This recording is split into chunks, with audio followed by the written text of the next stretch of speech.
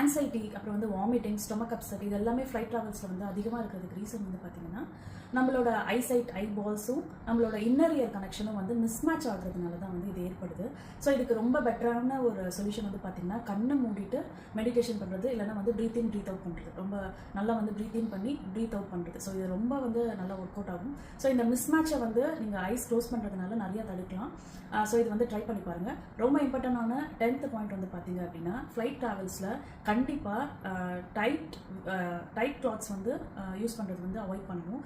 ஏன்னா tight fitted clothes வந்து use பண்ணும்போது வந்து பார்த்திங்கன்னா அதுவே வந்து நிறைய டிஸ்கம்ஃபர்ட் வந்து கொடுக்கும். அதனாலேயே நிறைய பேருக்கு வந்து பார்த்திங்கன்னா வாமிட்டிங் சென்சேஷன்ஸ் இருக்கும்.